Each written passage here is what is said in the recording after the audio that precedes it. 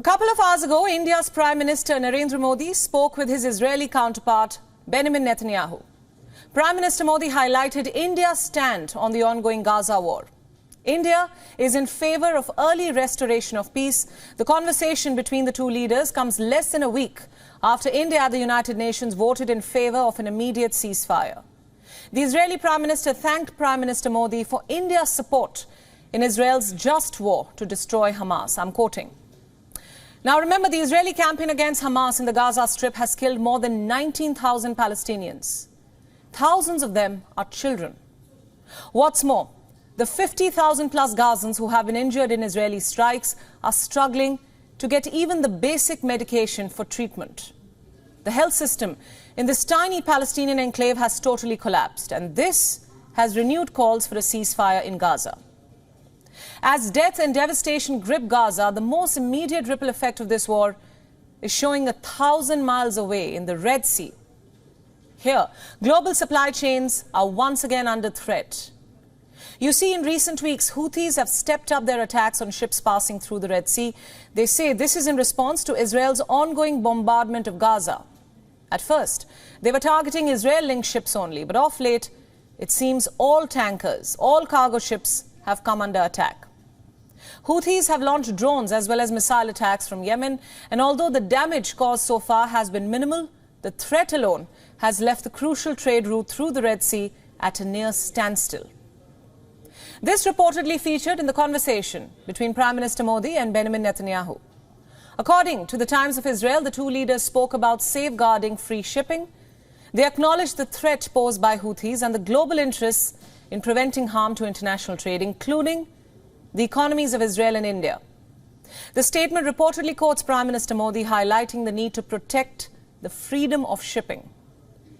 The conversation between Prime Minister Modi and Netanyahu comes on the day that the US announced a 10-nation force to protect the Red Sea. Let me explain. In response to the Houthi threat, a Red Sea patrol force has now been formed. It includes Bahrain, Canada, France, Italy, the Netherlands, Norway, Seychelles, Spain, the United Kingdom and the United States. Announcing the decision, US Defense Secretary Lloyd Austin said that this multinational security initiative seeks to uphold the foundational principle of freedom of navigation. The US Defense Secretary said that the aim is to tackle the challenge posed by non-state actors.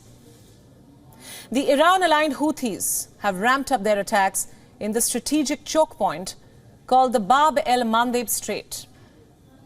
It is part of the most densely packed shipping channel in the world. All ships that pass through the Suez Canal pass through this very strait in the southern entrance of the Red Sea.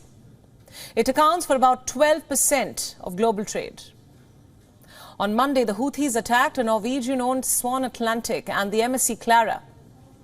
They used naval drones for the attack. The first vessel had no link to Israel. It is reportedly managed by a Singaporean firm. So securing this particular strategic choke point has taken on a new sense of urgency. Everything, from the cost of petrol to the availability of the latest electronic device, it all depends heavily on the security of the Red Sea. Billions of dollars of trade goods pass through these waters. Any delay here, any disruption means disruptions around the world. According to reports, more countries could be included in the patrol force. Egypt and Jordan could join the security initiative. There's also the possibility of Saudi Arabia joining this coalition. In the meanwhile, at least 12 shipping companies have suspended transit through the Red Sea for obvious reasons. Today, UK oil giant BP became the latest firm to announce that it will avoid the waters altogether. Therefore, Houthi attacks have effectively rerouted a significant portion of global trade. Freight companies are now taking a longer route. They are sailing around the African continent just to avoid any possible Houthi attacks. What does this mean? Higher costs and longer delays. Food, energy, as well as consumer goods are going to be affected as a result. In light of these developments, will this US-led patrol force succeed in what it has set out to do? That's a big question, and we, of course, will be paying close attention to all the developments. WION World is now available in your country. Download the app now and get all the news updates on the move.